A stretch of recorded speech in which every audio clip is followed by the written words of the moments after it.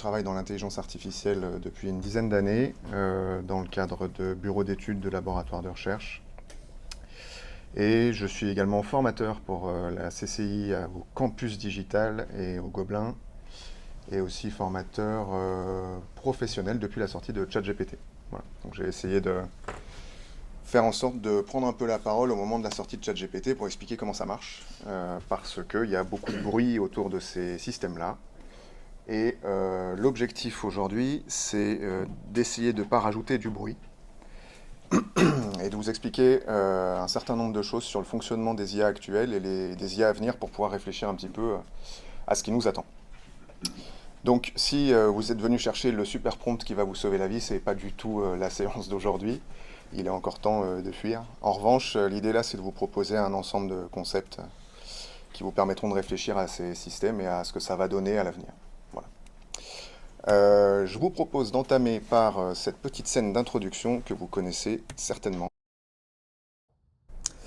Ok, alors pourquoi est-ce que je vous ai proposé cette scène d'introduction? Donc c'est 2001, l'Odyssée de l'espace. Vous pouvez la retrouver sur YouTube facilement. Le nom, c'est la scène de l'outil. L'objectif en fait de cette petite mise en scène, c'est vous proposer une ligne directrice pour cette petite présentation, qui est l'invention de l'outil, le symbole de l'outil, la représentation qu'on a de l'outil, et comment ces choses-là s'articulent, et comment on est arrivé à l'intelligence artificielle d'aujourd'hui, parce qu'en fait, il y a un grand gouffre entre l'intelligence artificielle, la perception qu'on a de l'intelligence artificielle, la réalité de l'intelligence artificielle et l'intelligence naturelle de l'être humain. Et donc pour pouvoir réfléchir l'avenir, puisque c'est l'objectif de cette présentation, eh ben, l'idée c'est d'essayer de dessiner une sorte de schéma global du fonctionnement de ces systèmes pour vous permettre de mieux les appréhender. Voilà, tout simplement. Petite citation, parce que ça fait toujours bien également de commencer par une citation, de notre ami Wittgenstein, qui est un petit philosophe qui a un tout petit peu réfléchi sur la question du langage. Les frontières de mon langage sont les frontières de mon monde. Donc c'est quelque chose qui est très intéressant, et à l'heure actuelle, ces systèmes d'intelligence artificielle nous parlent. Vous ne l'aurez pas manqué. Et donc, l'idée de les frontières de mon langage sont les frontières de mon monde, c'est un petit peu l'idée qui sera en filigrane tout au long de cette présentation. Et le but, évidemment, c'est d'élargir les frontières de votre langage pour élargir les frontières de votre monde, ce qui vous permettra, à terme, idéalement, de comprendre un peu mieux ce qui nous attend. Je vous propose de commencer par le mot table, le concept et le mot table. Donc la première chose avec le mot table, c'est que quand on l'écrit comme ça, on a tous ici en tête une image derrière le mot table. En revanche, on a tous un ensemble de symboles communs, T-A-B-L-E, qui fonctionnent, qui font qu'on arrive, grâce à ces symboles, à se représenter ce que c'est qu'une table. Ce qui se passe avec cet ensemble de symboles, c'est qu'on les assemble les uns avec les autres. Le petit pic en l'air, c'est un « et » en logique.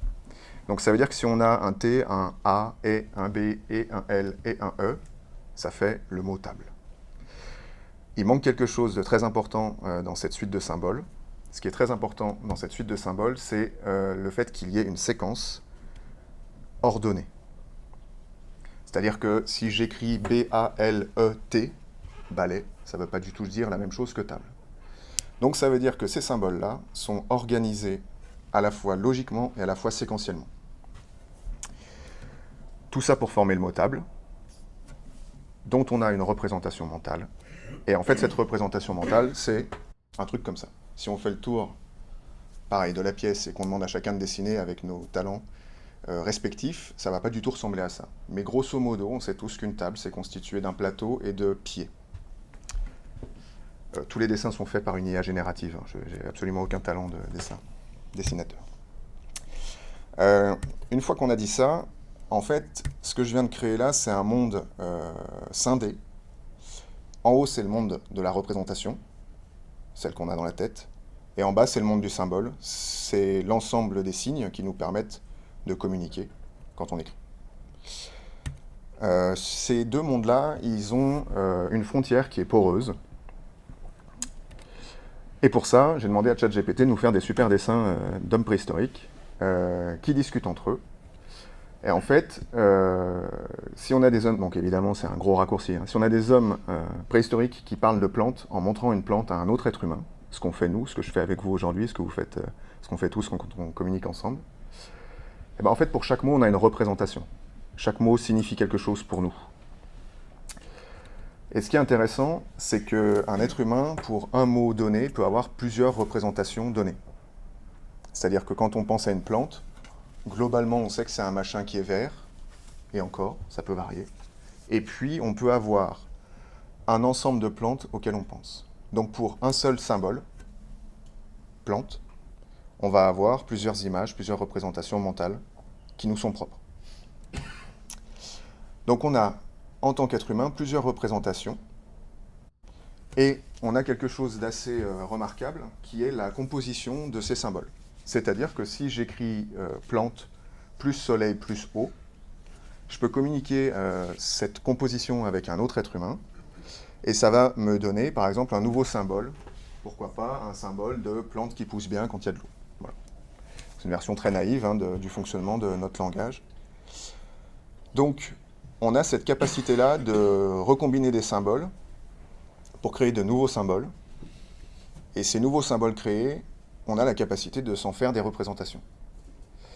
Donc, ce système qui est le nôtre, c'est un système qui évolue en permanence et qui dépend donc des échanges et des interactions qu'on a avec les autres êtres humains.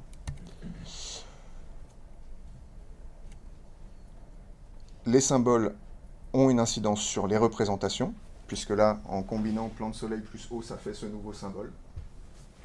Et puis, les représentations ont évidemment une incidence sur les symboles, puisque à partir de cette représentation correspondant au symbole de la fertilité ou quelque chose comme ça, et ben en fait, on va pouvoir repenser d'autres systèmes, d'autres symboles, et donc, d'autres représentations, et donc avoir besoin de recréer d'autres symboles.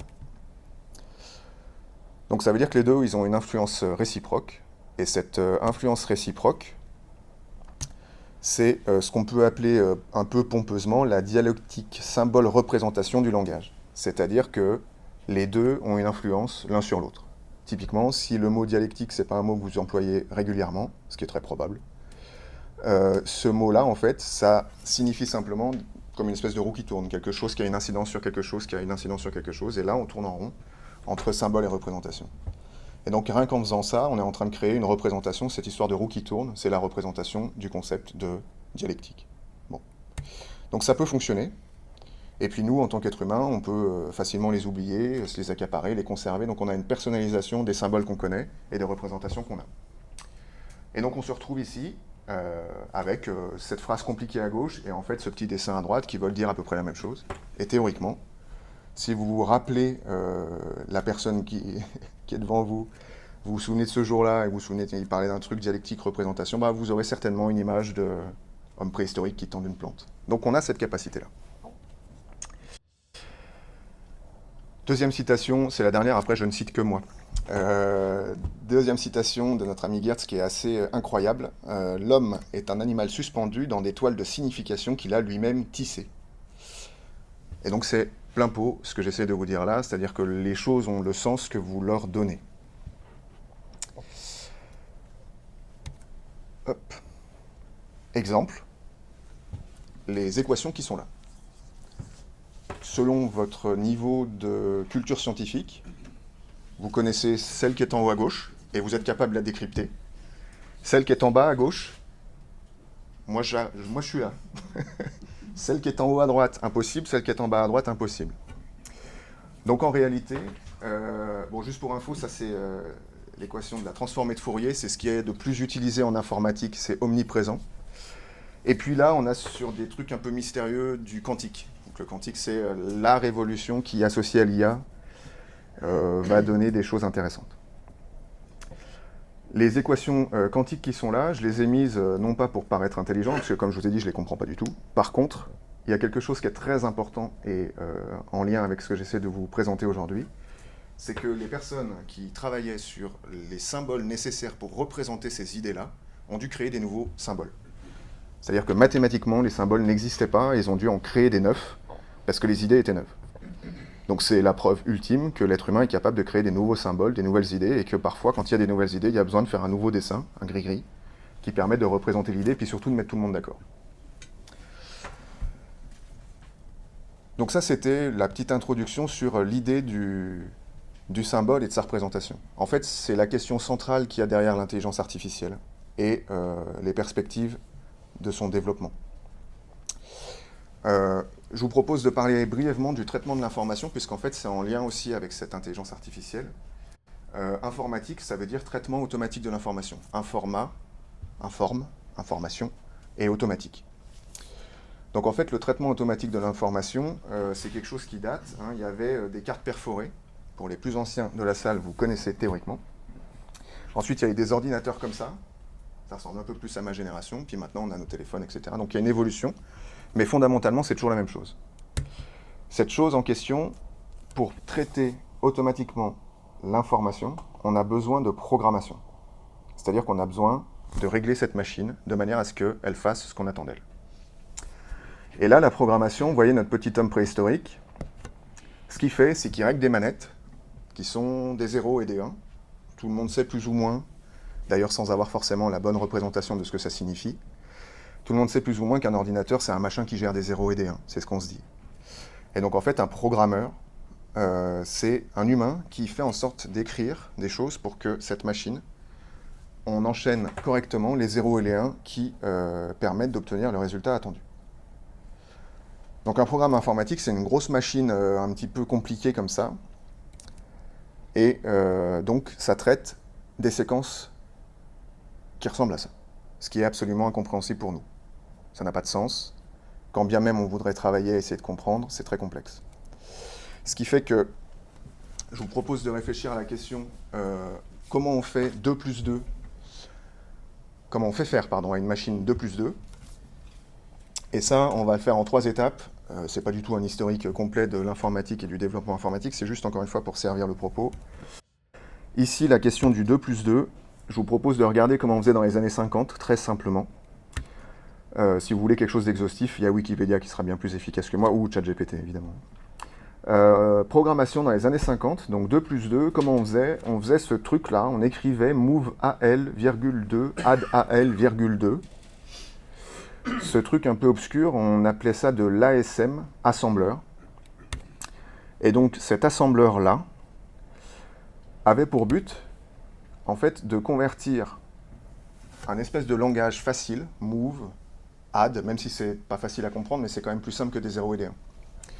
Et donc le but, c'était de convertir un texte compréhensible un peu plus vers ces 0 et ces 1. Ces 0 et ces 1 étant le binaire. Donc on se retrouve avec un système qui convertit mot pour mot, move al qui correspond donc à 1, 0, 1, 1, 0, 0, 0. Et puis ensuite 2, là, ça en binaire, ça veut dire 2. Donc selon la représentation, selon ce qu'on connaît, ça a du sens ou ça n'en a aucun. Typiquement, si vous ne connaissez pas le binaire, ce qui est encadré en bleu là, 0, 0, 0, 1, 0, ça n'a aucun sens. Et donc l'être humain, il a besoin de ces langages pour pouvoir mettre du sens petit à petit et construire des choses en ayant en fait accès à un niveau d'abstraction. Ça va être pareil donc pour le add, al, et puis le 2, et vu que vous êtes des êtres humains élaborés, vous aurez remarqué, comme moi, que 2, c'est bien la même suite de chiffres de 0 et de 1, et donc très rapidement, vous avez cette capacité de comprendre et de décoder qu'un symbole a un sens, et ensuite de l'identifier à nouveau. En réalité, c'est dur à comprendre et peu expressif, hein, c'est-à-dire que ça, c'est quelque chose qui se fait très rarement aujourd'hui, c'est-à-dire que dans des cas particuliers en ingénierie. L'assembleur, c'est un système qui convertit ce texte vers le binaire, et puis le binaire, comme on l'a dit, c'est un truc qui est impossible à comprendre. Et donc, on retrouve là la composition de petites manettes, cet être humain le développeur, qui va chercher à combiner ces petites manettes pour faire quelque chose. Donc c'est notre singe du début, qui a compris qu'en prenant son os, s'il tapait là, puis là, puis là, il arrivait à composer un résultat attendu. Et donc ce que fait un programmeur, c'est ça. Sauf qu'on est quelques années plus tard, après donc ce singe, et on a conçu en fait des systèmes qui permettent de faire ça plus facilement. Donc en fait, ce qu'on a cherché à faire, et ce que l'être humain cherche à faire dans le monde de l'informatique, c'est créer des abstractions. À partir de 0 1, ces petites manettes, on essaye de créer un truc où on a un langage par-dessus qui est plus facile d'accès pour que des humains puissent manipuler ces idées-là. Le fonctionnement, c'est qu'on a un ensemble de règles qui permettent de convertir ça vers des 0 et des 1. Et donc, il y a une équivalence stricte entre le langage qui est en haut et les 0 1 qui sont en bas. Voilà. Chaque étape signifie précisément la même chose. Donc ça veut dire que quand on écrit ça, on sait exactement ce qui va se passer pour la machine. Toujours. Et là, vous allez peut-être me voir venir tout doucement, mais une IA, si vous êtes utilisateur, utilisatrice d'une IA, on ne sait pas ce qui va sortir de cette machine. Jamais. Il y a des procédés, il existe des techniques, mais il y a une immense différence entre ChatGPT aujourd'hui, je lui parle, ça me sort des trucs. On sait qu'il faut toujours vérifier, s'assurer que, etc., vérifier les sources, c'est ce qu'on vous dit tout le temps. En réalité, cette approche-là, elle est ce qu'on appelle déterministe, c'est-à-dire que pour un truc écrit, on a un résultat sûr, fiable. C'est déterministe, on sait ce qui va se passer. Donc dans les années 50, ces langages-là, ils étaient réservés à des hyper spécialistes, à des scientifiques, d'accord ? C'était une tranche très réduite de la population, très formée, et donc il fallait fournir beaucoup de travail pour avoir peu de résultats. C'est-à-dire, il fallait écrire beaucoup de lignes, réfléchir beaucoup. Ensuite, on saute dans les années 70, et dans les années 70, on a inventé un truc qui s'appelle le langage C. On ne va pas du tout passer en revue tous les langages, c'est juste des étapes. Le langage C qui est ici, il a été créé par un type qui s'appelle Denis Ritchie. Comme d'habitude, les gens qui font les choses les plus importantes sont très peu connus, donc je l'ai juste mis là, voilà. Denis Ritchie, c'est vraiment quelqu'un qui a révolutionné l'informatique. C'est-à-dire que sans cette personne et ses équipes, évidemment, comme d'habitude, eh ben, on n'aurait pas du tout ce qu'on a aujourd'hui entre les mains. Donc ça veut dire ni d'iPhone, ni d'Android, ni de télé, ni d'IA, en tout cas pas sous cette forme-là. Donc c'était un petit hommage à ce genre de bonhomme. Le langage C qui est ici, il est un peu plus compréhensible. On n'a pas le move all, add all, on retrouve le 2+2, print, on sait que ça veut dire afficher si on connaît l'anglais, on peut commencer à comprendre un peu plus. Ce qui se passe ensuite, c'est que ce langage-là, il est compilé, c'est un mot très technique, c'est quelque chose de très complexe, et quand on compile, ça transforme ça dans ce fameux langage qui est l'assembleur, qu'on retrouve ici. Donc ça veut dire que ce que j'essaie de vous montrer là, c'est que c'est en fait une pile. Des choses qui s'empilent comme ça, de manière à rendre de plus en plus accessible la manipulation de ces petites manettes. Et donc on se retrouve ici avec beaucoup d'assembleurs qui correspondent très exactement au programme qui est écrit ici. Et tout ça, encore une fois, a pour but de créer des petites manettes 0, 1, etc. Donc, années 70, on a un truc qui est un peu plus compréhensible. Le compilateur, c'est une machine qui a pour but de traduire en se fondant sur des règles. Donc il y a des humains qui ont créé une machine qui traduit. Donc il y a déjà cette idée qui émerge de « je crée une machine qui va m'aider à créer des machines ». Ensuite, si on regarde toujours cette chaîne, on a le fameux langage C qui est converti vers mon truc un peu plus compliqué, qui est converti lui-même vers un truc encore un peu plus compliqué. Donc c'est-à-dire qu'on commence à avoir un édifice, d'accord, qui tout en haut est plus abstrait, plus facile à manipuler, tout en bas très complexe, mais cet édifice, il est très stable parce qu'en fait, chaque étape, pour redescendre, c'est un ensemble de règles déterministes. On sait ce qui va se passer. Donc, le moyen que les êtres humains des années 70 ont trouvé, c'est d'inventer un langage qui permet de manipuler des concepts de plus haut niveau. Et puis, les conséquences, c'est qu'on peut commencer à écrire des programmes plus élaborés avec plus de facilité. Donc, ça veut dire qu'on peut commencer à avoir des programmes informatiques qui font des trucs intéressants.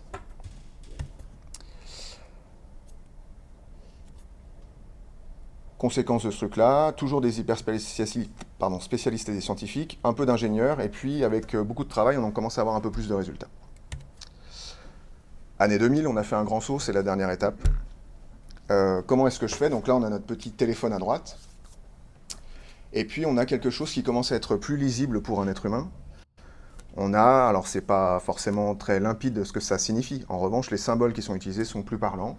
On crée une calculatrice, on a une vue, on a un body, donc le corps de l'affichage, et puis là on a un texte dans lequel on écrit 2 + 2 = 4. Et puis, grâce à cet édifice qui a été construit par les humains, en fait, si je veux rajouter un petit bouton calculer, il me suffit de rajouter bouton calculer en dessous, et ça vient afficher dans mon petit écran un bouton calculer. Donc ça veut dire qu'en une seule instruction, j'ai réussi à faire tout un tas de trucs. Le tout un tas de trucs, il est dépendant de ce qui est ici, c'est-à-dire un ensemble de codes qui est préexistant. Donc il y a beaucoup de codes qui existent déjà, et il y a des humains qui du coup peuvent utiliser ce code. Ça réduit la complexité, on n'a pas besoin de tout refaire, en gros on n'a pas besoin de réinventer la roue. Et cette réduction de complexité, elle est due à un truc très intéressant, dont on va parler juste là. Donc je vous refais le coup de l'édifice avec cette hiérarchie. La hiérarchie qui est ici, on a les règles qui vont donc de tout en haut, un truc très abstrait, facilement manipulable, etc., etc. Et en fait, quelque chose, donc le niveau d'abstraction monte toujours, et ce qui nous intéresse surtout, c'est que là, il y a le moyen qui est utilisé par les êtres humains, c'est que le code, il est écrit par des grappes d'êtres humains, plein d'êtres humains. Quand je dis des grappes, c'est partout dans le monde entier. Donc il y a des humains, des bipèdes, qui se mettent à écrire du code parce qu'ils aiment ça. Ils partagent ce code, et en fait, ils font ça pour faciliter la création d'autres programmes à d'autres développeurs. Donc c'est-à-dire qu'il y a un système comme ça de composition qui est en train de se créer, également, comme pour le langage et les petits symboles de plantes et de soleil. Et en fait, ce langage de composition, on appelle ça le monde de l'open source, mais il n'est pas forcément d'ailleurs open source. Si vous avez déjà entendu ce mot-là, c'est en gros du code qui est disponible sur Internet, que d'autres développeurs peuvent récupérer et utiliser pour construire des trucs plus complexes. Donc c'est toujours la même idée que celle de l'origine avec l'homme préhistorique qui montre une plante, de l'eau et du soleil. C'est toujours pareil. Donc en gros, rien n'a changé. Rien n'a changé, si ce n'est que ça s'améliore, et une des conséquences, c'est que la qualité des systèmes, elle est en nette amélioration au fil des années. A priori, vous avez toutes et tous vu l'évolution des systèmes, ça plante beaucoup moins qu'avant. C'est-à-dire que les premiers téléphones, ça plantait tout le temps, les premiers ordinateurs, ça plantait tout le temps. Alors, il y a toujours des problèmes, mais globalement, ça fonctionne de mieux en mieux. C'est uniquement dû à ça et à un ensemble de procédés qui se sont élaborés aussi. Mais c'est d'abord lié à ça. C'est-à-dire que les choses commencent à se standardiser, on sait faire et on sait réutiliser. Donc, l'évolution, elle est là. On a un assembleur, un langage C, des frameworks. La réalité est évidemment bien plus complexe que ça, mais j'essaye de rendre ça digeste autant que possible. Et donc, on a ici une description manuelle du comportement de la machine en exprimant des règles. C'est-à-dire que moi, en tant qu'humain, je décris des règles, comment les manettes doivent s'articuler, et j'obtiens un résultat. Le résultat que j'obtiens, c'est précisément ce que moi je veux. C'est déterministe.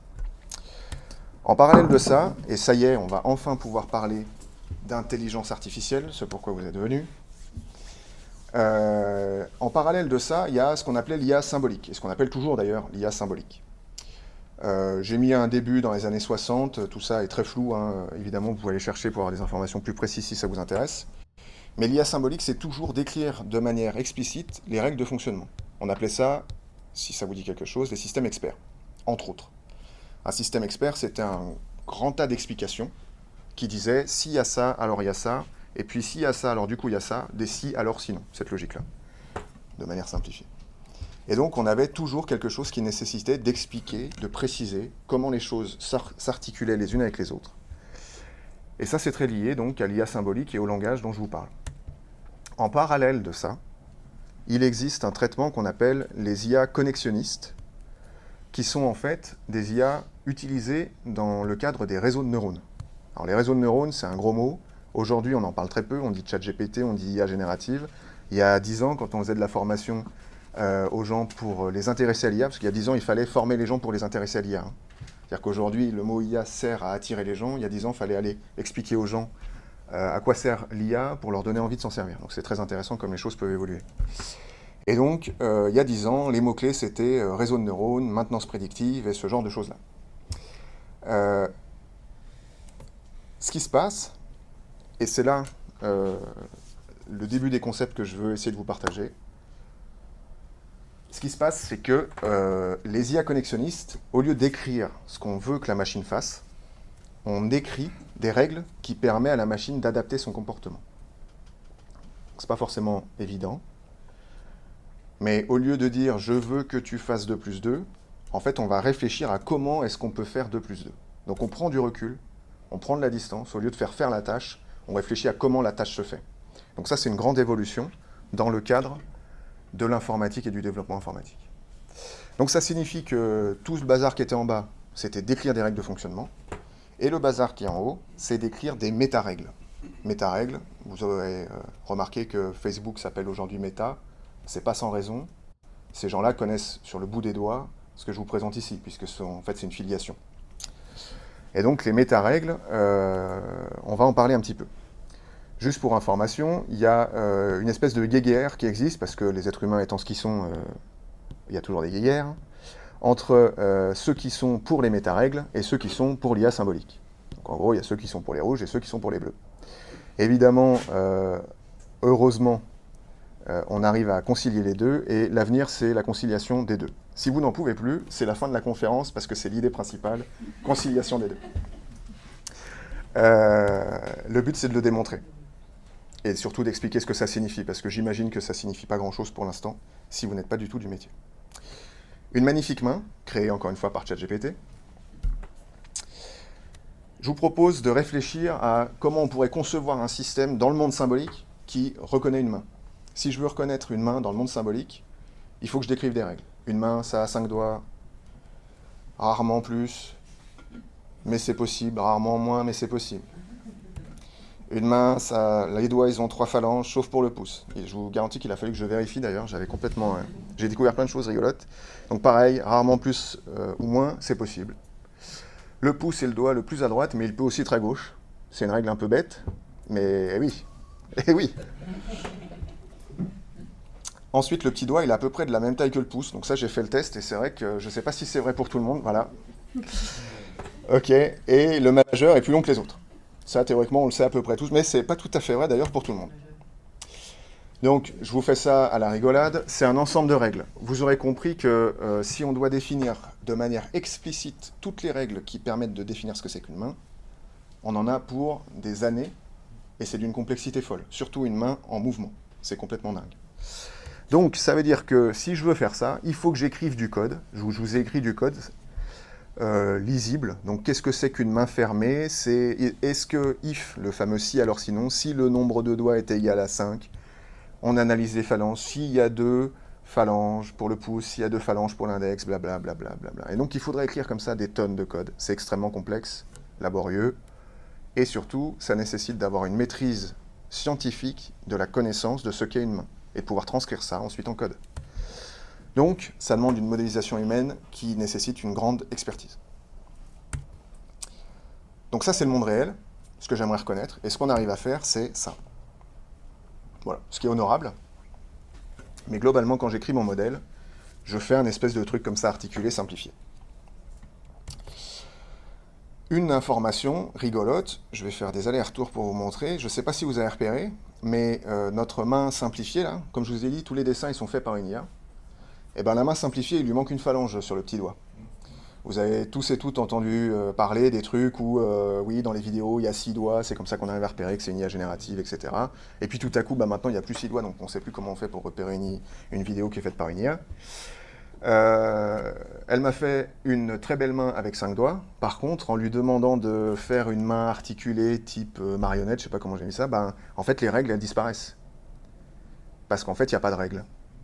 Parce qu'en fait, une IA ne comprend rien.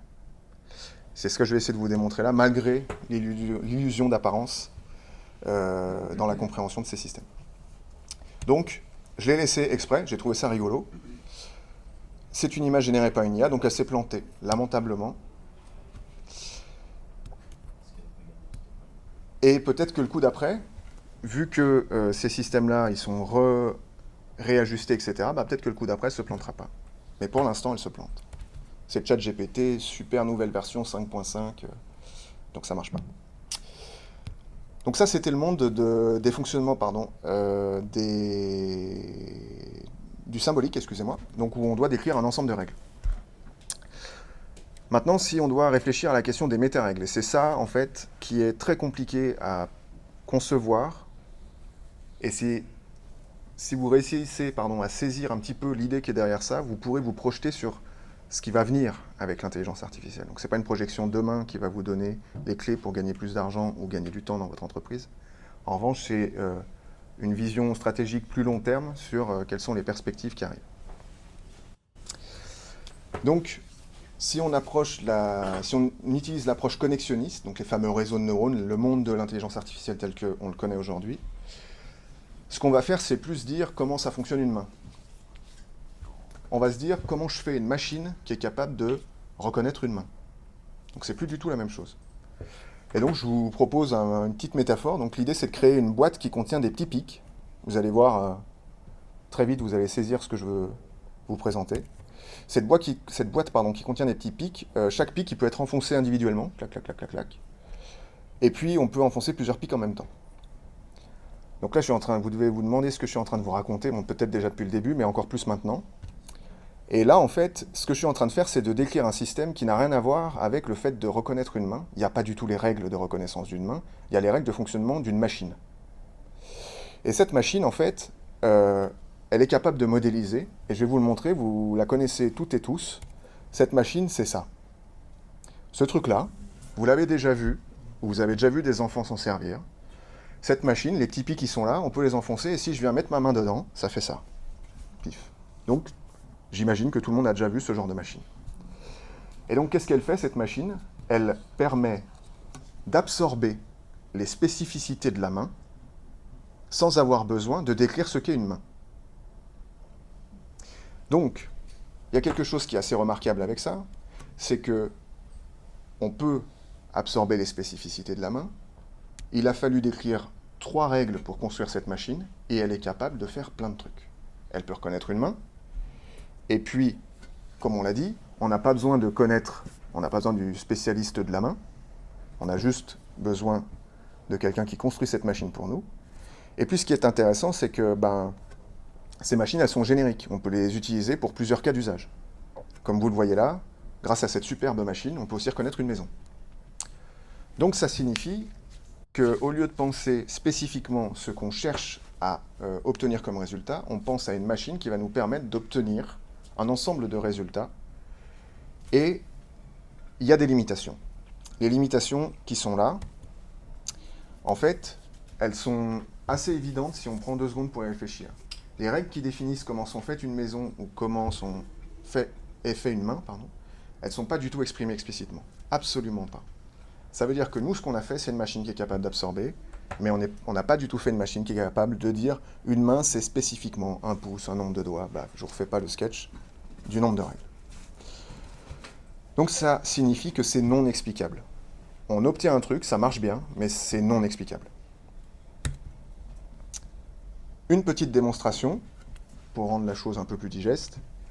L'objectif là, c'est de vous parler d'une petite machine. Celles et ceux qui ont déjà eu une petite formation avec moi savent de quoi je vais parler, le fameux perceptron. C'est une machine qui cherche à dire s'il faut mettre une veste ou non en fonction d'un contexte météorologique. Est-ce qu'il pleut? Est-ce qu'il y a du soleil? Est-ce qu'il y a du vent? 3 informations qu'on rentre dans le bazar. Et ce qu'on veut, c'est savoir s'il faut mettre une veste ou non. Donc, ce que je veux vous montrer là, c'est que en intelligence artificielle, on vous parle tout le temps de données. C'est les données, il vous faut des données, réglez vos données dans l'entreprise, organisez-vous dans l'entreprise de manière à pouvoir absorber l'IA, et pour ça, il faut régler ces données. En fait, on va faire ça, mais en version très simplifiée ici. Les données sont, dans notre cas, la température, donc un contexte météorologique, température, pluie, vent, ça se lit verticalement. Et puis, la réponse, c'est 0, je ne dois pas mettre de veste, et puis 1, je dois mettre une veste. Donc ce qu'on est en train de créer là, ce que je vais vous montrer, c'est une machine qui ne connaît pas les règles de la météo, qui ne sait pas si moi j'ai chaud, pas chaud, si j'aime bien la pluie, le vent, etc. Une machine qui ne connaît pas ça, mais qui va être capable de dire, en fonction de ces informations-là, il faut mettre une veste ou pas. Donc je vais vous le montrer là. Ici, vous avez ce petit système qui est là. On a les informations qui sont posées ici. Donc vous avez ici les degrés, le risque de pluie, et puis ici, les degrés en température. Et donc, j'ai plein d'exemples. Quand il y a un rond bleu, ça dit il faut mettre une veste. Quand il y a un rond rouge, ça dit il ne faut pas mettre de veste. Et vous allez voir que ce que cherche à faire cette machine, elle cherche à faire un truc très intéressant. Je la réinitialise. Hop, allez, c'est parti. Et là, je vais faire en sorte, on va partir de là, c'est mieux. Je veux faire en sorte que cette machine, elle trouve toute seule le moyen, avec cette droite-là, de séparer les points qui sont affichés. Je veux grosso modo dire, fais en sorte qu'en traçant cette droite, ça sépare au mieux les bleus des rouges. C'est tout ce qu'on cherche à faire. Et si je fais ça, que je lance l'apprentissage automatique, hop, la machine, elle a trouvé toute seule. Donc ce qu'on a fait, c'est une machine qui ne connaît pas la météo, qui ne connaît pas la température et la perception corporelle. On a fait une machine qui cherche à bouger une droite comme ça pour séparer au mieux les points qu'on vient de lui donner à manger. On peut recommencer ça un certain nombre de fois. Là, on voit que la machine cherche, elle explore un ensemble de possibilités, et une fois que cet ensemble de possibilités est trouvé, ben super, ça fonctionne. Ça veut dire que si demain, je dis il fait 15 degrés et il y a 60% de risque de pluie, le système me répond mets ta veste. Voilà. Donc un entraînement d'intelligence artificielle, c'est ni plus ni moins que créer une machine qui va essayer comme ça de positionner une droite dans l'espace. Il n'y a rien d'autre que ça. Absolument rien d'autre que ça. Même Super ChatGPT ou Super Claude qui fait tout trop bien. Donc je vous remets un dernier coup. Moi j'ai une passion pour ce genre de trucs et les machines à laver aussi. Vous l'aurez compris. Hop, on y retourne. Donc si vous voulez, tout ça c'est juste pour planter des graines d'idées. Vous créez des représentations, sans faire de mauvais jeu de mots, concernant ce qu'est une intelligence artificielle et son fonctionnement. Donc on vient de passer en revue globalement la dimension symbolique, il faut tout décrire, et la dimension connexionniste. On décrit les règles qui permettent à la machine de trouver finalement un truc géométrique. C'est un truc géométrique. La question qu'on peut se poser maintenant, c'est l'IA générative. Est-ce qu'elle est symbolique ou connexionniste? Est-ce qu'en gros, c'est un ensemble de règles qui sont écrites et quand je discute avec ChatGPT, ça va chercher dans une base de données la réponse? Dans ce cas-là, ça serait symbolique. Donc c'est pas du tout ça. Je profite de cette tribune pour le dire et le répéter. ChatGPT ne fonctionne pas sur une base de données. Pas du tout. ChatGPT fonctionne sur un système de calcul, de génération, mais il n'y a pas de base de données dans ChatGPT. Ça n'existe pas. Et souvent, c'est pas évident, puisqu'en fait, on a été éduqué à utiliser Google, le super bibliothécaire, à qui je pose des questions avec des mots-clés et qui va chercher dans une base de données. Une IA générative, ce n'est pas un système de base de données comme Google, mais c'est normal que le grand public ne le sache pas, puisqu'en fait, c'est tout ce qu'on utilise au quotidien. Google, c'est une base de données, donc voilà. Je pense qu'il faut absolument dire ça, parce que sinon, on rate la compréhension de ce vers quoi on va. Ce n'est pas une base de données, il y a un changement de paradigme considérable. Et je vais essayer de vous le présenter. Donc, une IA générative, c'est utiliser l'IA connexionniste pour mettre en relation des symboles. Alors, la phrase, elle est un peu compliquée. En fait, quand vous écrivez, par exemple, au clair de la lune, le machin bleu qui tourne, c'est ChatGPT, Claude, Gemini, vous mettez le nom du produit qui vous plaît. Vous écrivez au clair de la lune et ça sort mon ami Pierrot. En réalité, ce qui se passe, c'est que derrière ça, chacun de vos mots, il est converti en chiffres. Donc votre IA générative, elle ne comprend pas du tout ce que vous lui dites, puisque en fait, ce qu'elle mange, c'est une suite de chiffres. Donc déjà, c'est un premier seuil. Elle ne mange pas des mots. Elle mange des mots, elle recrache des mots, sauf qu'en fait, entre les deux, il y a eu une conversion. C'est ce qu'on appelle les tokens. Peut-être que vous avez entendu parler de ces mots-là. Les tokens, c'est les mots. Chaque mot est converti en chiffres. On appelle ça un token index. Et puis, ce qu'on vous dit jamais, ou très rarement, sauf si vous êtes intéressé par le sujet, évidemment, c'est qu'en dessous de ça, il y a encore un truc. Et c'est le truc qui est en dessous qu'il faut saisir si vous voulez comprendre ce vers quoi on va. En dessous, il y a un truc qu'on appelle un vecteur de représentation. Alors oui, c'est loin, c'est des maths, c'est certainement pas votre monde, mais le but, c'est vraiment d'essayer de rendre ça digeste. Ce qu'il faut réaliser, c'est qu'à l'heure actuelle, on a un ensemble de sorciers et sorcières qui essayent de nous faire croire à la magie. La réalité, c'est qu'en fait, il y a une grande connaissance qui est très peu partagée, alors qu'en fait, elle est très accessible si on essaye de la rendre accessible. Ces systèmes-là, donc, n'ont pas d'intelligence, ce sont des systèmes extraordinaires, il ne s'agit pas de dire le contraire, mais on ne peut pas les qualifier d'intelligents, et surtout, on ne peut pas dire qu'ils ont une représentation comme nous en tant qu'êtres humains. C'est-à-dire que quand vous dites à ChatGPT « dessine-moi une maison », ou alors « qu'est-ce qu'une plante ?», ChatGPT ne fait pas comme vous, il ne se représente pas une plante. Ça n'existe pas. La capacité de représentation de ces systèmes n'existe pas. La capacité de représentation de ces systèmes, elle est là, et j'aimerais essayer de vous la présenter. Tout ça est en lien direct avec ce qu'on appelle les world models. Vous savez certainement que Yann LeCun, qui était le président, enfin le dirigeant, on va dire, de l'intelligence artificielle de Facebook Meta, a quitté Meta et a monté une société en France. Il a levé quelques euros pour ça. Et cette personne met en avant les world models, les modèles du monde. Pour comprendre ce que ça signifie et pourquoi autant de gens ont mis très vite de l'argent, c'est pas simplement parce que c'est une star dans l'intelligence artificielle, c'est aussi parce que c'est prometteur. Si vous voulez pouvoir comprendre ce que sont les world models, il faut comprendre ce que j'essaie de vous dire là sur les mécaniques de représentation. Sans ce pont-là, c'est impossible. Voilà. Donc les représentations, on retrouve le fameux rapport symbole-représentation, avec les ensembles de tokens en haut, les mots donc, et puis en dessous des représentations qui sont des chiffres. Ces chiffres qui sont là, c'est en fait une position dans l'espace. Alors, qu'est-ce que c'est que cette affaire? Je vais essayer de représenter ça. Ce sont des coordonnées dans l'espace. Comme des coordonnées, comme un point GPS, si vous voulez. Sauf que ce n'est pas dans l'espace de la planète, c'est dans un autre espace. Et donc, je vais essayer de vous illustrer ça par une petite démonstration de ce qu'est une représentation. Donc, c'est le bazar qui est ici, que je vais vous présenter. Je vous explicite ça très simplement. On a ici des mots, roi, reine, je peux zoomer un petit peu, je ne pensais pas que ça serait si petit. On a roi, reine, homme, femme, chien, mange, court, etc.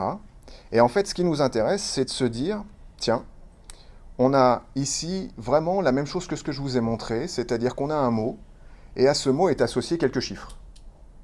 Ces chiffres-là, j'en ai mis 3, comme ça je peux les positionner dans un cube, x, y, z, où est-ce que ça se positionne dans le cube, c'est les coordonnées. Et donc, ce qui nous intéresse, c'est que si j'entraîne le système, tout à l'heure, le système, il cherchait à tracer la droite qui trouvait la meilleure séparation. Là, si j'entraîne ce système-là, qu'est-ce qu'on fait?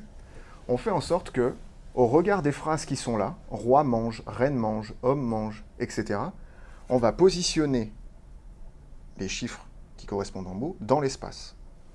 Et vous voyez, ces chiffres, ils bougent et ils vont se mettre en relation petit à petit les uns avec les autres. Mais c'est un calcul mathématique qui fait ça. C'est pas que dans la tête du système que je vous montre là, il a une idée de ce que c'est qu'un homme qui dort. Pas du tout. On a positionné des points dans l'espace. En positionnant ces points dans l'espace, on va faire en sorte que homme va se rapprocher de dort et de roi, comme vous pouvez le constater là.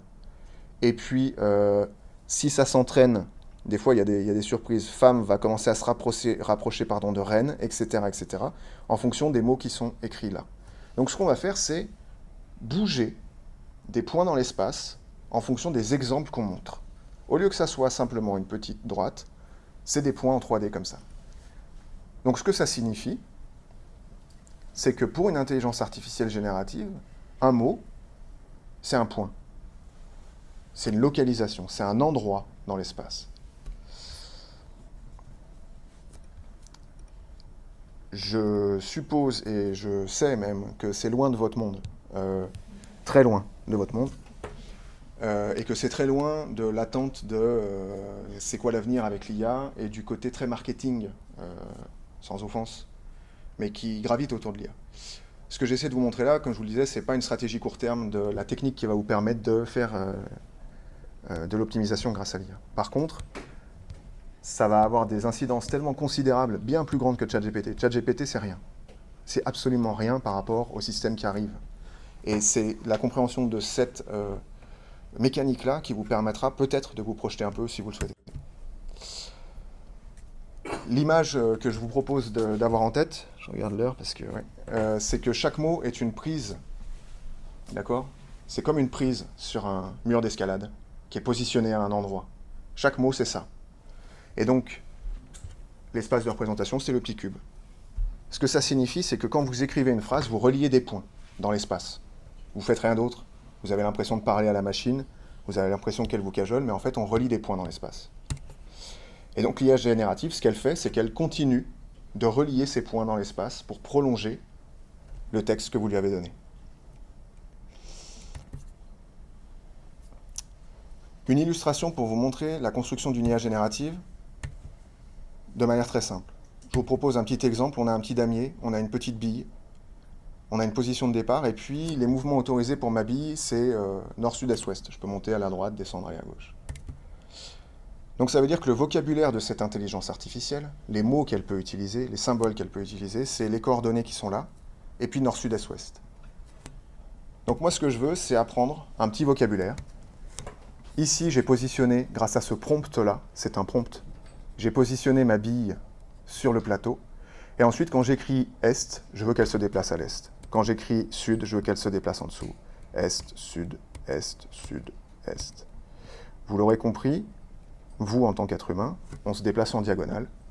Mais ici, là, le prompt qu'on a écrit, c'est juste E, S, E, S, E. Ça n'a pas de sens. C'est juste des signes. On continue. Et votre cerveau d'humain, à vous, il vous permet de comprendre que ça va dans cette direction-là. Et si vous faites un effort de projection, vous arrivez très bien à savoir que ça va continuer comme ça. S'il y a un bord, ça va rebondir. Et s'il y a un autre bord, ça va rebondir comme ça. Pourquoi je vous montre ça? Parce qu'en fait, là, je vais vous montrer une intelligence artificielle qui parle le langage du damier et de la bille qui se déplace. Donc on va essayer d'apprendre la physique sans rien y comprendre. Vous allez voir ce que ça donne. Ça donne des choses assez étonnantes. C'est-à-dire que, ici, on retrouve le petit damier. J'ai fait une vidéo pour que ça évite les erreurs et les problèmes en direct. Donc on a le petit damier, et si je lance la bille, là, c'est un petit système qui va reconnaître où est la bille, et on voit les carrés qui s'allument en fonction de là où la bille se déplace. Donc ça veut dire que ce qu'il me faudrait, c'est plein d'exemples comme ça, plein d'exemples de lancers comme ça, pour montrer à l'IA comment ça marche, une bille qui roule sur un plateau. Ça, c'est les données. Voilà. Donc il faudrait que je passe ma vie à faire ça. Alors, j'ai autre chose à faire. Donc, on peut créer un petit système. Le système que je vais vous montrer là, c'est ce qui fait que l'intelligence artificielle marche si bien. On peut faire un petit simulateur. Et là, je vais faire une simulation de lancer de billes. Je lance une bille et vous voyez ici, ça écrit la séquence de mots qu'il faut dire pour que la bille ait ce déplacement-là. Je recommence. Hop, j'en fais une, j'en fais deux, j'en fais 100, j'en fais 1000. L'informatique n'ayant pas vraiment de fatigue. J'en lance plein. Hop. On laisse faire la machine. On a des millions de lancers, ce qui fait qu'on a plein d'exemplaires de suites de mots comme ça. Une fois qu'on a fait ça, si on retourne sur notre petit système précédent, vous avez entre les mains un système qui vous permet ici, là, de régler le système. Et là, si j'écris un prompt et que je dis, tiens, tu vas positionner la bille là, et je fais est, est, sud, est, sud, est. J'écris ça comme prompt et je fais générer au système. Vous remarquerez que on a un mouvement de bille qui ressemble à ce qu'on imagine, alors que pour cette machine, je n'ai à aucun moment montré comment on devait rebondir sur un damier. J'ai simplement écrit des mots, des lettres. Je vous la refais ici. Si j'écris est, est, sud, est, hop, on s'en fiche. On génère. Donc ça, c'est le prompt que j'envoie à la machine. Quand vous écrivez une IA, vous envoyez ça comme prompt. Et la machine, là, elle continue. Et ce qui est intéressant, c'est que la machine, elle va continuer à me produire des mouvements. Là, je les fais pas à pas pour qu'on ait le temps de les voir. Le mouvement que la bille aurait fait naturellement, mais à aucun moment, j'ai appris à la bille qu'il fallait rebondir, qu'il y avait des angles, qu'il y avait de la force, qu'il y avait de la physique. Je n'ai rien montré. La seule chose que j'ai fait, c'est faire en sorte que le système apprenne que la séquence de symboles qui est ici doit se comporter de cette manière-là. Donc ça veut dire que le système que je vous montre là ne comprend rien à la physique. Absolument rien. Du tout. Par contre, il est capable de me sortir une suite de lettres qui vont simuler la physique. C'est une tentative, je sais que c'est laborieux, je sais que c'est compliqué, mais c'est une tentative de rendre compréhensible en fait la distance qu'il y a entre une IA générative, la projection qu'on en a, et son fonctionnement réel. Voilà, donc en fait, quand vous parlez à ChatGPT et qu'il vous répond quelque chose, c'est la même chose qui se passe. C'est-à-dire qu'il ne comprend pas le sujet dont vous parlez. Il ne comprend pas du tout le sujet dont on parle. Comme là, le système ne comprend pas du tout qu'il y a des bords sur mon damier et que la bille rebondit. La seule chose que le système fait, c'est qu'il prolonge la suite de mots attendus. Alors vous pourrez me dire, bon ok, on a compris, tout le monde nous dit que c'est un petit peu comme mon téléphone quand j'écris un mot et puis que c'est le mot d'après. Ça nous aurait évité 1h15 d'explications complexes, pour rien. En réalité, Pas du tout, parce que pour ce qui arrive en intelligence artificielle, si vous ne comprenez pas ces mondes-là, bah vous allez être très surpris. Donc, chaque mot, c'est une prise à une position donnée dans un espace de représentation. En écrivant une phrase, on relie des points. Et puis l'IA générative, elle prolonge la séquence, je vais me remettre en plein écran, en choisissant les points suivants les plus probables. Donc, un mot, c'est un point, c'est pas ce qu'on a dans la tête. Une phrase, c'est une suite de points, c'est pas ce qu'on a dans la tête. Et la réponse de l'IA, c'est toujours une suite de points, c'est pas ce qu'on a dans la tête. C'est-à-dire que dès que vous parlez à une IA générative, en fait, ce qui se passe, c'est que vous êtes en train de vous déplacer dans un monde géométrique. Pas dans un monde raisonnable, dans un monde géométrique. Ce qui signifie que l'idée que vous avez, qu'on a tous, hein, moi-même, là, quand je parle avec ChatGPT, je me fais avoir, évidemment. J'ai l'impression que le bidule est intelligent. Hein. L'idée qu'on a de ce que c'est qu'un symbole, une représentation, ce qui était très simple à communiquer ensemble, l'est beaucoup moins avec les IA génératives, et c'est très différent. Chaque symbole, en fait, c'est un point dans l'espace. C'est vraiment important d'avoir ça en tête. Le seul truc qu'il faut comprendre, c'est que là, l'espace, il n'est pas en 3 dimensions, c'est un espace qui est très compliqué, mais ça suffit. Donc, c'est un système de navigation. Ce système de navigation fait que quand vous écrivez un prompt, on va choisir les mots qui suivent, les chiffres qui suivent, les plus probables. C'est tout ce que va faire ce système-là. Il ne va rien faire d'autre que choisir les chiffres qui suivent les plus probables. Donc, un prompt, c'est un système de navigation dans un espace géométrique. Voilà. J'espère que cette phrase a un petit peu de sens. Ça demande beaucoup d'efforts de transcrire ces mondes-là qui sont très peu vulgarisés vers ça. C'est très transparent ce que je vous dis là. Mais cette idée que c'est un système de navigation dans un espace géométrique, c'est l'idée clé pour comprendre la suite. Je vous propose ça, on va se détendre un petit peu, parce que je sais que c'est... Ça, c'est un article, le titre d'un article que j'ai vu, et vous avez certainement vu passer des trucs comme ça, surtout si vous rencardez un petit peu sur ce que c'est que l'IA. Là, c'est le titre, ChatGPT, en un prompt, il résout un problème que les mathématiciens cherchaient à résoudre depuis 1960. Truc... on l'a vu, et c'est vrai. Terence Tao, qui est un des plus grands mathématiciens vivants contemporains, il a dit, c'est vrai. Moi, je peux que faire confiance à cet homme, je suis incapable de vérifier si c'est vrai. Et donc, ça, l'article, je vous le présente parce qu'il est très intéressant. Je suis allé sur les numériques, j'ai tapé ChatGPT mathématiques, le premier qui est sorti, celui-là. Et en fait, c'est un concentré de tout ce que j'essaie de vous expliquer, et c'est vraiment le hasard. Donc le titre, il est là. Et puis ici, on nous dit, pas de doctorat, pas de labo, pas de brouillon griffonné pendant des mois. Notre ami, 23 ans, a résolu un problème grâce à l'intelligence artificielle. Et donc ce qu'il a fait, c'est qu'il a copié-collé une conjecture ouverte depuis... Une conjecture, c'est un problème mathématique formulé d'une certaine manière. Et puis le modèle a trouvé une preuve que des dizaines de mathématiciens chevronnés avaient manqué. Et là, on peut se dire, en voyant ça, surtout dans notre monde occidental, le mathématicien, c'est la référence de l'intelligence et du savoir. Hein. Donc si la machine, elle est capable de résoudre un problème qu'un matheux n'a pas résolu, elle est forcément plus intelligente que moi. En réalité, ce qui se passe, c'est que notre ami, il a pris ChatGPT 5.4 Pro, il l'a collé dedans, et il a trouvé une solution. Le modèle a trouvé une solution. Le sujet, les ensembles primitifs, tout ça a l'air extrêmement complexe. Encore une fois, vu le rapport qu'on a avec les maths, ça peut être que très intelligent. En fait, y a un truc intéressant qui est dit là en gros. Si vous comprenez l'IA telle que j'essaie de vous la présenter, vous saisissez. Le modèle a pris une route que personne n'avait vue. Le modèle n'a pas compris. Et je pense que les gens qui ont écrit l'article ne savent même pas pourquoi ils ont écrit ça, et quel est le sens qui est derrière, d'accord ? En revanche, le modèle a pris une route que personne n'avait vue, c'est la clé que j'essaie de vous expliquer là, c'est un système de navigation, on est passé par des chemins qui n'ont jamais été pris. Et si on regarde, tous les mathématiciens qui s'étaient attaqués à ce problème avaient suivi la même séquence de raisonnement, incroyable. Les êtres humains seraient-ils capables d'être des moutons ? Le LLM a emprunté un tout autre chemin, incroyable. Le LLM serait-il une solution à l'exploration ? Et donc, on a ici notre Terence Tao qui est une sommité, hein, là pour le coup, fini l'ironie. Hein. Les humains qui ont travaillé sur ce problème ont collectivement pris un mauvais virage dès la première étape. Bla bla bla bla bla. Et donc, Un autre chercheur, mathématicien, a dit « J'avais l'impression que ces problèmes étaient regroupés en partageant et partageaient une forme d'unité. Cette nouvelle méthode confirme vraiment cette intuition. » Ce que ça signifie, c'est que ces systèmes-là ont en fait parcouru le champ des possibles d'une manière que les êtres humains n'avaient jamais appliquée. Ça ne veut pas dire que le système a trouvé des solutions, il a juste exploré autrement.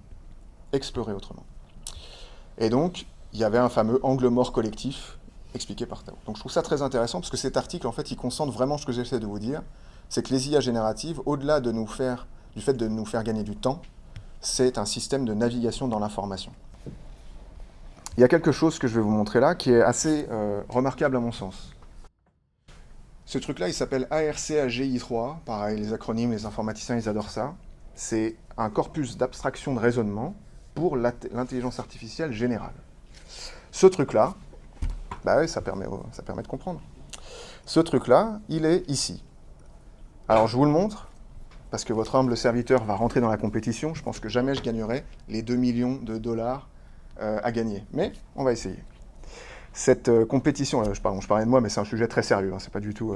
Cette compétition-là, elle a été créée par un chercheur qui s'appelle François Chollet, qui est fondamental, on va dire, dans la remise en cause de la communication permanente qu'on a autour de ces systèmes. Ce que fait ce truc-là, je vais vous le montrer, c'est très ludique en plus, c'est très sympa. C'est un système où on a des petites Game Boy comme ça. Vous savez, les jeux... Et puis en fait, cette petite Game Boy, dedans, il y a un petit jeu. Et ce petit jeu, vous le voyez ici, on peut monter. C'est lent.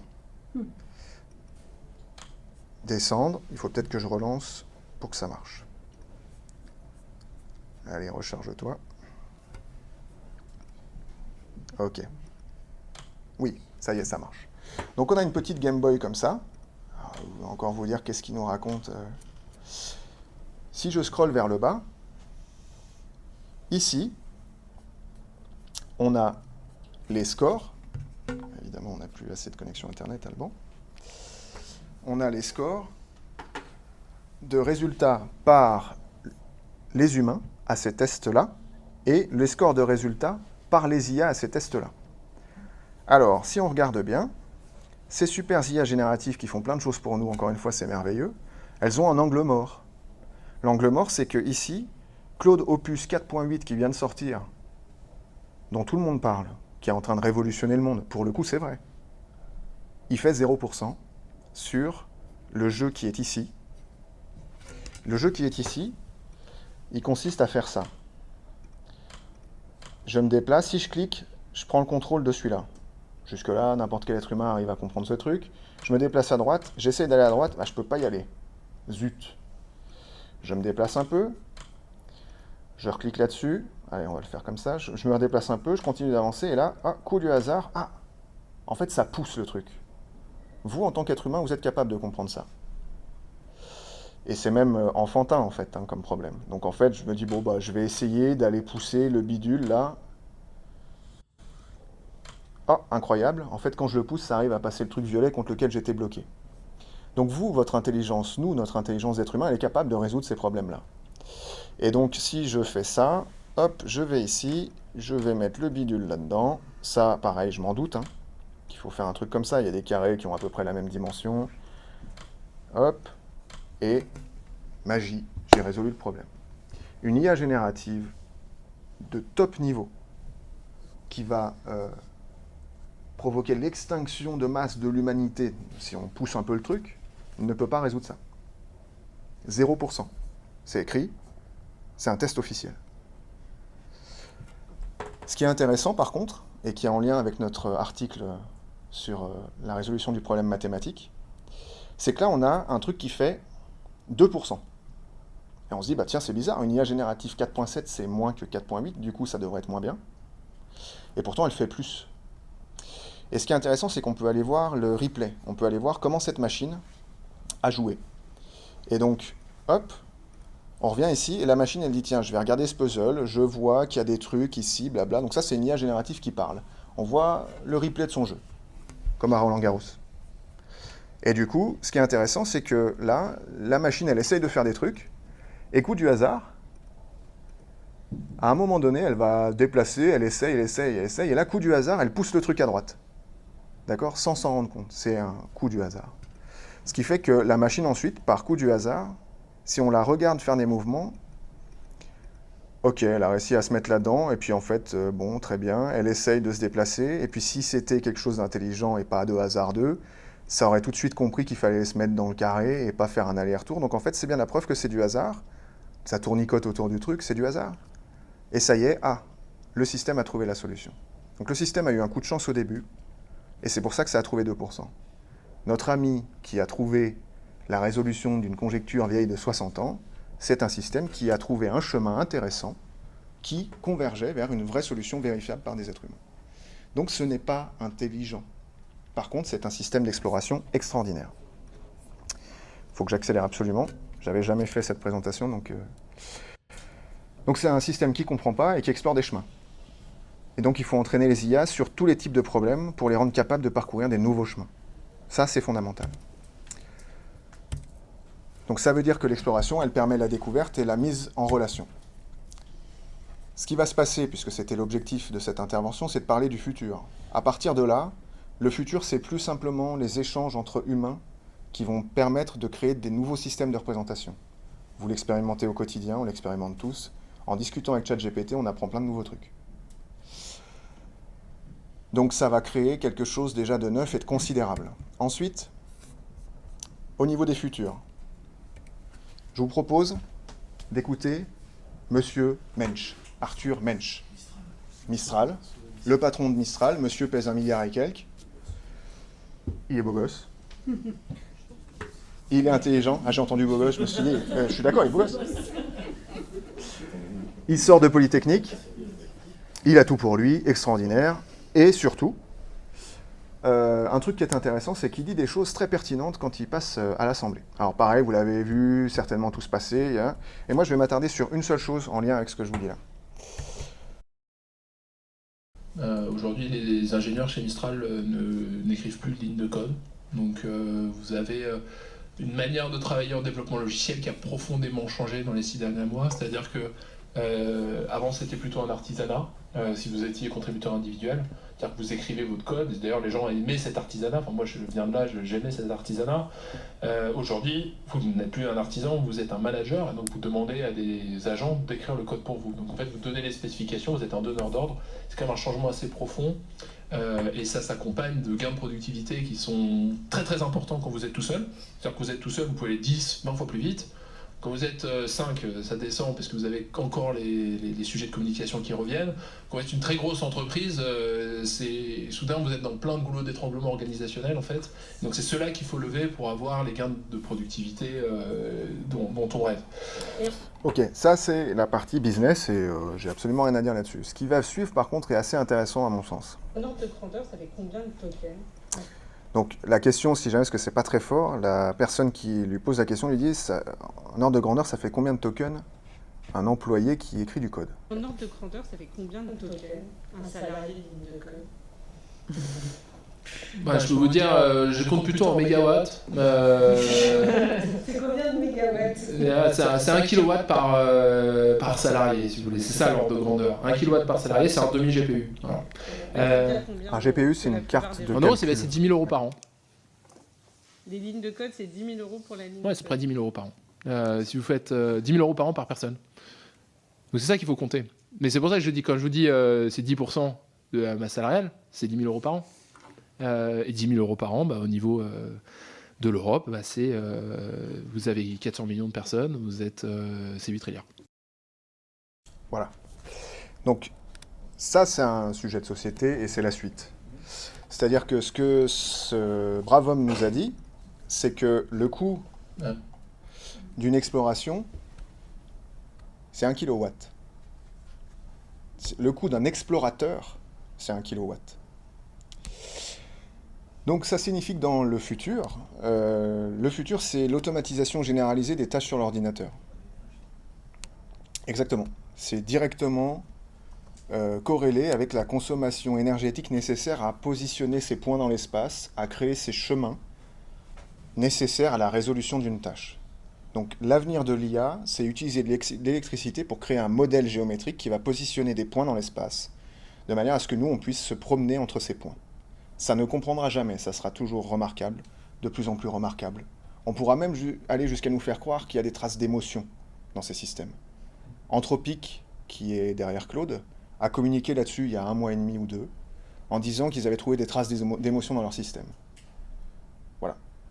Je pense que quand on sait que en fait, c'est des points dans l'espace, il y a une question qu'il faut se poser. L'autre truc très important qu'a dit Monsieur Mensch, c'est que la création de programmes informatiques, elle peut se faire sur mesure. C'est ça qu'on peut lire entre les lignes. C'est ce qu'on appelle le vibe coding. D'ailleurs, il y a une formation vibe coding avec la CCI qui va s'ouvrir bientôt. Le vibe coding, c'est je suis un être humain lambda, pas développeur, c'est-à-dire assez normal, et je suis développeur, hein, et du coup, je peux exprimer des trucs et ça fonctionne. À peu près, c'est encore balbutiant, d'accord. Les premiers moteurs thermiques, quand on démarrait une voiture à la manivelle, hein, on savait que ça explosait, il fallait pas être habillé en blanc, d'accord. Bah là, le vibe coding, c'est ça aujourd'hui. Création de programmes sur mesure, en très grande quantité. Ça, c'est un élément extrêmement important. C'est la quantité de programmes informatiques qui vont exister. En fait, la question, c'est l'augmentation des programmes informatiques, la quantité de programmes, pas forcément la quantité d'intelligence artificielle. Vous allez voir que l'intelligence artificielle, la quantité d'IA au sein des entreprises ne va pas exploser. En revanche, l'incidence de l'IA sur les entreprises va exploser. On va avoir des tonnes de logiciels. Personnellement, j'ai des demandes permanentes, par chance, de prestations de services pour venir faire des micro-logiciels dans des entreprises. D'accord? Parce que ça demande 1 journée, 2 journées pour faire un truc qui en demandait 10. Surtout si on a l'expertise. Moins si on est débutant aujourd'hui, je ne veux pas vendre. Et donc c'est à la fois pour les utilisateurs et aussi pour l'intelligence artificielle. C'est-à-dire que l'intelligence artificielle va pouvoir utiliser ces programmes en grande quantité. Donc quelque chose se construit à une vitesse qui est difficile à percevoir. Et donc un explorateur, c'est 1 kilowatt.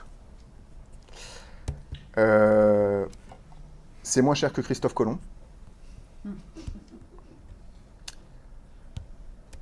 Si je fais une petite parenthèse, un explorateur égale 1 kW, il y a quelque chose d'intéressant sur lequel on peut s'attarder 2 secondes.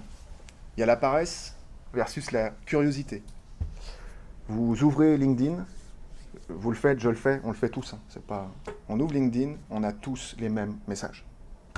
Cette machine, elle est en capacité de nous expliquer comment on peut exprimer les choses d'une autre manière, dans le style de machin, dans le style de truc, affine-moi le machin. Mais en fait, l'être humain, il a une certaine capacité à la paresse. Et je trouvais que notre ami Brel... Parce que la bêtise, c'est de la paresse. Était très bon là-dessus. On ne me fera jamais croire que... La bêtise, c'est un type qui vit et il se dit, ça me suffit. Ça me suffit, je vis, je vais bien, ça me suffit. Et il se botte pas le cul tous les matins en disant, c'est pas assez. Tu ne sais pas assez de choses, tu ne vois pas assez de choses, tu ne fais pas assez de choses. C'est de la paresse, je crois, la bêtise. Une espèce de graisse autour du cœur qui arrive, une graisse autour du cerveau. C'est un des futurs possibles. Et on le constate tous, d'accord? On le constate tous. C'est terrifiant. Et en même temps, il y a la curiosité qui permet d'explorer des choses extraordinaires. Pour pas grand-chose. Alors oui, il y a les questions d'énergie. Oui, ça consomme, évidemment. Mais en réalité, entre créer toute une équipe de personnes, construire des bateaux, traverser l'Atlantique et explorer un peu comme ça, on n'est plus du tout sur les mêmes échelles. Donc les IA à venir. Actuellement, on apprend une représentation par rapport à un symbole. Un mot, c'est une position dans l'espace, blablabla. Les world models, je vais vous en présenter 2-3, juste pour essayer de prolonger l'idée, vous donner un petit peu un avant-goût de ce qui arrive. Les world models, ils apprennent des représentations en observant le monde réel. On ne dit pas, ce point-là, ça veut dire ça. On apprend juste à créer ce gros modèle géométrique. Je ne rentre pas dans le détail. C'est encore plus abstrait, encore plus élaboré. Et les systèmes, ils créent des représentations, donc des points dans l'espace à partir des invariants, qui est récurrent, c'est-à-dire ce que nous, on apprend très facilement. Yann Lequin, dont je parlais tout à l'heure, a une très bonne explication, une très bonne métaphore. Il est loin d'être bête, ce monsieur. Il dit comment ça se fait qu'on n'a pas de voiture autonome, alors qu'on a des centaines de millions d'heures de conduite, et qu'il faut à un être humain une vingtaine d'heures pour conduire une voiture. Je trouve que c'est une question pertinente. Et en fait, ce qu'il nous dit, c'est que les systèmes qu'il est en train de créer vont apprendre les invariants et que les êtres humains connaissent les invariants. Une méthode qu'il donne, c'est vous êtes en train d'apprendre à conduire au bord d'une falaise, même si vous ne savez pas conduire, vous savez qu'il ne faut pas aller dans la falaise. Une IA générative, si on ne lui a pas montré le chemin, elle va aller dans la falaise. D'accord? C'est ce qu'on appelle les hallucinations. Voilà. Et donc, en fait, si on apprend des invariants, quand nous, on se déplace, on apprend que si là, le verre, je le pousse, au bout d'un moment, il va tomber de la table. Il y a des réalités du monde physique. On ne connaît pas physicien, mais pour autant, on les connaît, les invariants. Et donc, c'est ce que ces systèmes vont apprendre. Ce qu'ils vont apprendre, c'est à partir de toutes les vidéos disponibles dans le monde, les invariants du monde. Donc, ça veut dire qu'on change d'échelle. ChatGPT a pris tout le texte du monde pour apprendre à parler, selon les règles que je vous ai essayé d'expliquer là. Là, les systèmes vont manger toutes les vidéos qui sont reçues sur YouTube, sur Instagram, sur machin, sur tout ce que vous voulez, et ils vont déterminer des invariants. C'est-à-dire que l'échelle, on est sur un saut qui est inimaginable. Déjà, ChatGPT, c'est un saut inimaginable. Là, on est sur encore quelque chose de plus fou. Et donc, on disposera d'un modèle géométrique de représentation du monde dans lequel on pourra explorer. On pourra s'appuyer là-dessus pour faire des voitures autonomes ou des choses comme ça. Quelques exemples des IA qui vont redessiner l'avenir. Ça, c'est vieux, mais il y a des nouveautés qui sont assez folles. C'est que... Toujours des superbes musiques. On est capable de reconnaître des tonnes, de détecter et d'identifier des tonnes d'objets. J'ai encore 3-4 vidéos très courtes, et puis ça sera terminé. Un certain nombre d'objets qui sont détectables, d'accord? On commence à être sur des systèmes qui marchent très très bien. Et il suffit de dire au système, détecte-moi. Là, par exemple, vous allez voir un machin bleu, voilà, détecte-moi des coureurs, détecte-moi des Formule 1, des robots, tiens.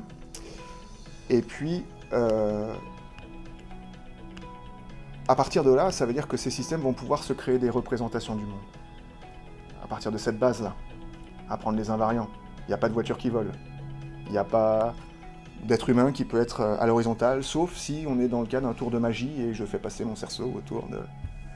Donc il y a quelque chose qui est en construction. Un des acteurs principaux, c'est Nvidia. Il y en a d'autres. Ça, je vous la fais plus courte parce que c'est pas forcément la plus intéressante pour vous ici, mais on prend une photo et ça reproduit un modèle en 3 dimensions, fidèle du truc. Ça, il suffit d'aller sur un site internet, de le télécharger, de l'avoir sur son ordinateur, et donc on a un programme informatique qui est capable de modéliser, à partir d'une photo, un objet en 3D. C'est absolument remarquable. On a ici un truc qui est capable de localiser des chats, des chiens, des bidules et des machins. Bon, très bien, très bien, très bien. Les IA font des choses bien plus remarquables. Ça, c'est quelque chose de remarquable. Vous reconnaissez peut-être Street View. Street View est la notion de modèle du monde, d'IA à venir et de représentation, d'accord, de modèle géométrique. C'est, je prends Street View et j'écris un prompt en lui disant « Crée-moi un déplacement de caméra qui va jusqu'à l'entrée. » D'accord? Je fais ça.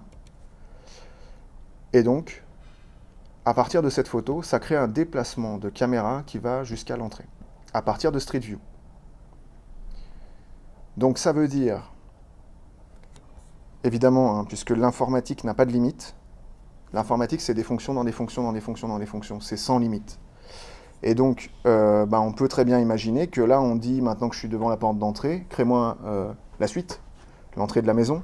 Et donc, on peut comme ça créer des simulateurs pour des robots qui se déplacent, qui sont des livreurs. Et puis, tiens, magie, j'ai l'intérieur qui est généré, et donc je peux entraîner mon robot à se déplacer à l'intérieur de l'environnement. Tiens, vous reconnaissez peut-être celui-là, le quadripède de Boston Dynamics. Voilà. Donc ça, c'est un aperçu de ce que peuvent faire les modèles du monde. C'est-à-dire qu'on n'est pas sur un monde contraint à base de symboles, on est sur quelque chose qui est en capacité de créer une simulation. Celle-là, elle est intéressante, parce qu'elle est très opérationnelle.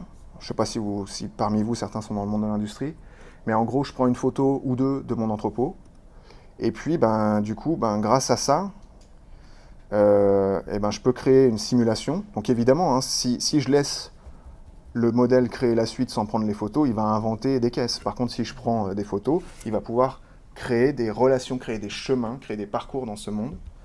Et donc, grâce à ça, on va se retrouver avec assez rapidement un système qui est capable de modéliser. Super. Encore quelques photos.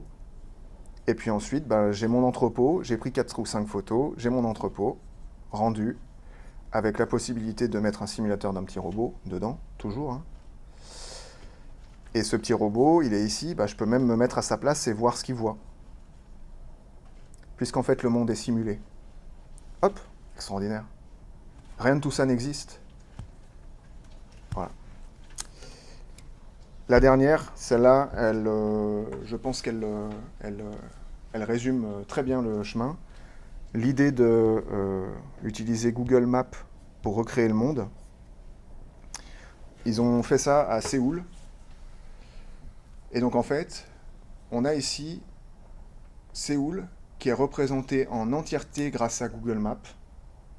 Un Séoul dans lequel on peut naviguer avec des touches, comme si on était dans un jeu vidéo. Et je peux, comme ça, simuler Séoul réel. Hein. Alors c'est Séoul réel à l'instant T où les photos ont été prises, hein, comme d'habitude. Hein. Mais donc ici, on a la génération de situations. Et puis, vu que c'est de l'IA générative, on peut rajouter des prompts, comme vous pouvez le faire pour dire à ChatGPT, ouais, mais ils font des blagues, là, ils nous rajoutent un petit bonhomme et puis un ovni, je crois. Là, on nous montre, voilà, vous voyez là, les caméras, on peut déplacer la caméra et donc aller observer la réalité. Donc, c'est pas la réalité. Il va y avoir une distance gigantesque entre la réalité modélisée, la réalité vue, et cette distance-là, elle va permettre à tout un tas d'entreprises de créer beaucoup de choses. Comme vous êtes en train de l'imaginer aujourd'hui, à comment je peux intégrer l'IA textuelle ou image à mon monde, là, en fait, on va pouvoir avoir des systèmes de simulation basés sur des modèles géométriques. Et on voit là, sur des photos de Google Maps, Godzilla en train de sortir du bidule. Donc ça, c'est les blagues, hein, les chercheurs qui font ça. Mais en réalité, il y a des choses extraordinaires qui peuvent être faites avec ça. Typiquement, qu'est-ce qu'un tsunami ferait pour simuler des choses? Un portail spatio-temporel, hein, c'est les informaticiens, il faut rigoler. Et puis ça, la nuit, etc. La vidéo un petit peu longue, je vous épargne la suite. Voilà, donc la réalité des world models, c'est ça. L'avenir de l'IA, c'est ça, auquel vous pouvez ajouter la notion de je me balade dedans et je crée en fait une navigation au sein de ces mondes. Et navigation, il ne s'agit pas de dire je peux déplacer ma caméra. Ça, je navigue dans le monde créé par ces systèmes. Voilà, donc ce qui va, pour conclure, et arriver sur cet avenir, j'ai pas pris beaucoup de risques en disant ce que je vais vous dire là, il va y avoir en fait une mise en relation entre les IA connexionnistes et les IA symboliques. Ça veut dire ce que M. Mensch a dit, c'est-à-dire que les gens vont faire écrire de l'IA, vont faire écrire du code et de l'IA symbolique à ces systèmes. C'est très long et très compliqué, mais ça coûte que 1 kW. Donc il va y avoir énormément de code qui va être écrit grâce à ces systèmes, et ça va avoir comme incidence que ce code écrit va améliorer les systèmes connexionnistes, et ça crée une espèce comme ça de circuit fermé. Et donc l'évolution du traitement de l'information, il sera à travers ce circuit fermé-là, entre les représentations et les règles. Voilà. Merci pour votre écoute.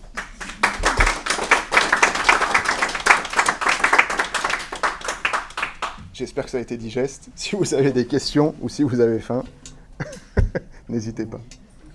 Je sais pas quelle heure il est. Ouais, on est juste. Hein. Est-ce que l'IA connexionniste peut faire des avancées sur la médecine?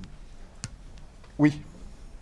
Parce que finalement, la symbolique traite des informations, on ne donne que quelques peu d'informations, parce que souvent il y a du secret ou c'est traité que dans certains hôpitaux. Oui. Pour ne pas divulguer d'autres dossiers. Oui. Est-ce qu'elle est en capacité d'imaginer et de pouvoir anticiper le corps humain et l'évolution? Oui, et c'est d'ailleurs aussi le but des world models, c'est-à-dire que là, je vous ai présenté un truc gentil avec des photos de Google Maps mises en relation, mais en fait, on peut avoir des modèles du corps humain, de comportement, de déplacement, des informations de maladie. Donc en fait, on peut modéliser beaucoup de choses. Et pour être honnête, l'informatique a déjà beaucoup aidé la médecine et la recherche, surtout moléculaire, ce genre de choses où en fait la combinatoire joue beaucoup. Et l'exploration compte. C'est toujours cette idée de quand c'est vaste à explorer, l'IA connexionniste en fait va nous aider. Voilà. Très. Avec potentiellement, après il y a tous les risques, j'ai pas du tout abordé la notion de risque et j'ai fait une approche très technique. Hein. Il y a beaucoup de pendant à ce truc-là. Tu as dit que c'était super consommateur en énergie. Ouais.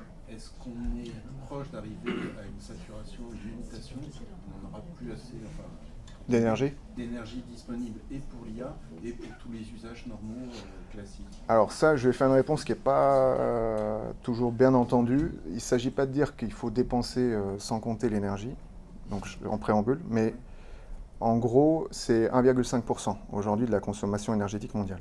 C'est ce qui se dit. Moi, je suis incapable de vérifier, mais c'est ce qui se dit.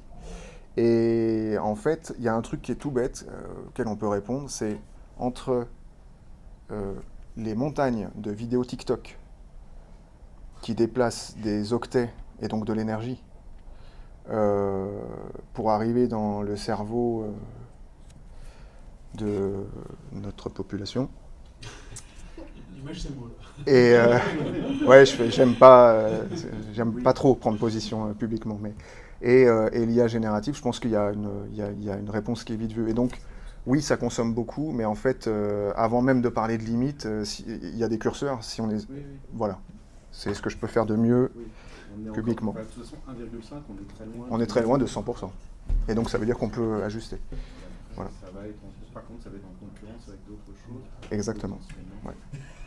Et surtout si on arrive sur des mondes où en permanence on est en simulation et donc en grosse consommation d'énergie. Il ne s'agit pas de dire qu'il n'y a pas une destination qui est risquée, hein. Juste qu'il y a déjà des curseurs qu'on pourrait réajuster. Voilà. Ce que tu appelles l'IA connexionniste, c'est finalement une logique de cas qu'on pourrait opposer à une logique de règles, exactement. Ouais, c'est ça. Et, oui, c'est ça. Ce que tu fais. Exactement. Quand tu parlais de curiosité, est-ce que le fait justement d'explorer de manière théorique, puisqu'en fait l'IA elle va explorer de manière théorique, oui. L'homme justement il a appris par des réactions physiques, c'est-à-dire on a vu l'homme de Cro-Magnon quand il tape sur ses os et qu'il comprend à un moment donné qu'il a créé un outil pour faire ce qu'il voulait. C'est parce qu'il y a eu, je sais pas, peut-être des odeurs, peut-être du son, peut-être beaucoup de choses qui l'ont fait réagir et qui ont peut-être fait réagir son cerveau. Oui. Est-ce que l'IA va pas nous emmener aussi, nous éloigner de cette exploration physique que l'homme faisait tout seul sans IA? Oui, alors il faudrait beaucoup de temps, mais je pense qu'on a une partie de la réponse, c'est ce que j'essaie de dire sur les posts LinkedIn. C'est-à-dire qu'en fait, il y a une facilité dans laquelle on tombe et qui nous empêche de nous développer.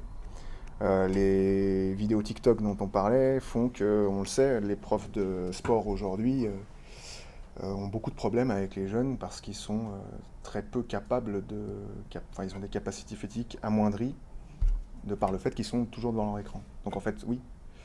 Maintenant, c'est pour ça que j'ai essayé de parler de cette opposition entre paresse et curiosité, c'est-à-dire que il y a soit on tombe dedans comme dans TikTok et compagnie, ou les autres, peu importe, soit en fait on se sert de ça comme un levier pour explorer, et puis du coup ça me donne envie de comprendre et du coup d'aller explorer dans le monde réel. Mais ça, c'est un problème de société, c'est pas un problème de technique. Donc voilà, je pense que mon idée là-dessus est très claire, mais je suis là pour parler de technique. Plaisir. Vous la feriez Vous voulez de l'eau? Des collégiens ou des lycéens, la conférence? C'est la... Quand je regarde ça, je me dis que nos enfants, ils utilisent le truc déjà plus que nous, mais en fait, est-ce qu'ils sont conscients de ça? Je peux vous répondre que non. Un ado de 12, non. 13, 14 Mais même des adultes, hein. C'est fermé. Voilà, mais je me dis en fait... Ouais, moi je... Oui. Les enfants pourraient écouter les mêmes choses. Ouais. La partie de mon activité qui consiste à faire ce que je fais là, le but c'est de partager ça, parce que c'est pas partagé. Et c'est beaucoup plus facile de faire plein d'argent. De voir le truc différemment aussi. Ça c'est une tentative. Ouais. Oui, donc oui. Par rapport à cette question, est-ce qu'aujourd'hui il y a des mouvements structurés, cohérents et à peu près raisonnables de lutte, enfin pas de lutte, mais de contrepoids à tout le discours marketing complètement. En fait, un peu ce que tu fais, est-ce qu'il y a quelque chose d'un peu structuré avec des gens qui disent...